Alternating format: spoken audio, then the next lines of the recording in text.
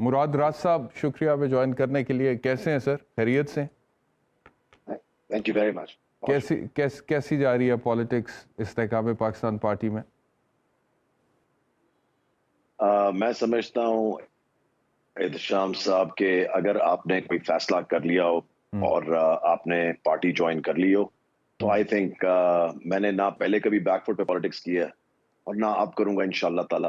So I think آپ نے جب فیصلہ کر لیا تو you have to own your decision and you have to own the party that you have joined اور اینی تھنگ ایلس.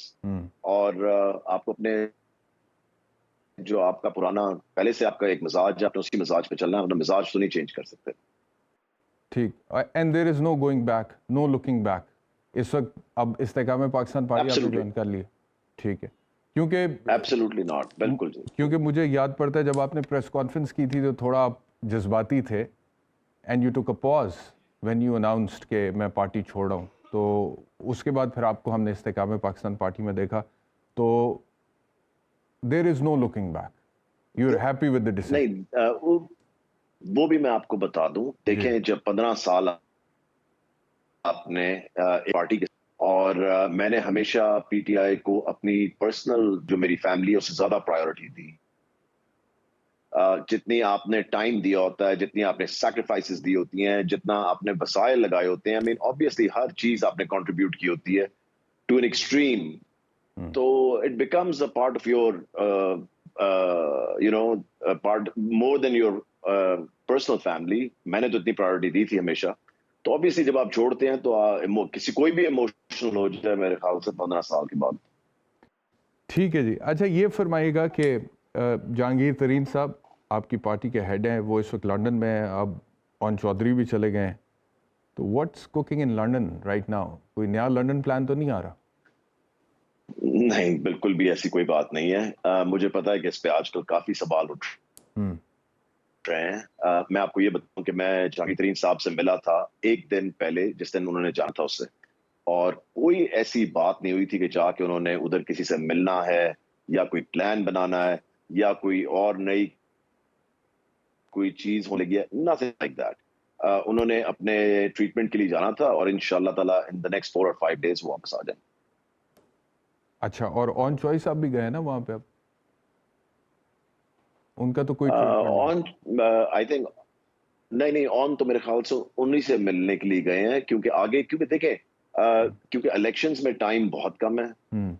سو اس لیے ڈفرینٹ ڈیسیژن سب چیزیں جو ہو رہی تھیں ہر چیز فون پہ ریلے ہو نہیں سکتی.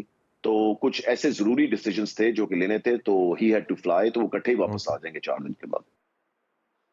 سب سے غلطیاں ہوئی ہیں جو پاکستان تحریک انصاف کی سچویشن ہے آج، اور جس طرح پی ٹی آئی میں ٹوٹ پھوٹ ہوئی ہے، اور پھر جس طرح بہت سارے لوگوں نے سیاست کو خیر بات کہا ہے پی ٹی آئی کے پلیٹ فارم سے غلطیاں ہوئی ہیں آپ کے خیال میں؟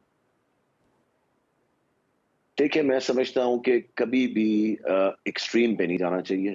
میں اس مائنورٹی میں تھا پی ٹی آئی کے اندر بھی. میں سمجھتا ہوں کہ احتجاج کرنا آپ کا کانسٹیٹیوشنل رائٹ ہے، ہر ایک کو کرنا چاہیے بالکل. مگر احتجاج آپ ایک لمٹ پہ جا کے ریکارڈ کرواتے ہیں، اس کو کسی ایکسٹریم پہ نہیں لے جاتے. مسئلے کا حل ہمیشہ ٹیبل پہ ہوتا ہے، کبھی بھی سڑکوں پہ نہیں ہوتا. سو میرے خیال سے جب سے جو ایڈوائزرز ان کے کان میں لگے ہوئے تھے جب وہ لاہور موو ہوئے ہیں زمان پاک میں پچھلے 6 مہینے 7 مہینے، جو ایڈوائزرز کسی اور کی سپیس بننے نہیں دے رہے تھے زمان پاک کے اندر، انہوں نے بالکل بلاک کر دیا تھا باقیوں کو. مثال کے طور پہ نہیں، میں ایک پولیٹیکل آدمی ہوں، سو میں کبھی نام نہیں لوں گا. آپ سب کو پتہ ہے احتشام صاحب، آپ بھی بہت نالجبل ہیں اس بارے میں کہ کون وہاں پہ سارا وقت ہر روز ہوتے تھے لوگ، اور انہوں نے بالکل بلاک کر دیا تھا باقیوں کو کہ باقیوں کو سپیس ہی نہیں مل رہی تھی. جو وہاں پہ ہوتے تھے وہ تو جا چکے ہیں، جو زمان پاک لاہور تھے وہ لوگ تو جا چکے ہیں، چھوڑ چکے ہیں. جی، یا وہ جا چکے ہیں یا چھپے ہوئے ہیں. پاکستان پارٹی کا حصہ ہو گئے ہیں. نہیں وہ استحکام پاکستان پارٹی کا حصہ ہو گئے ہیں، یا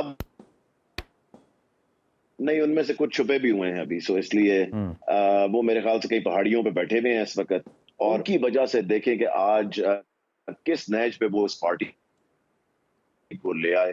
اور I think horrible advisors with horrible advice, اور कोई अपने आप को एहतशाम अपने मुल्क को जलता नहीं देखना चाहता. कौन अपने मुल्क को जलता देखना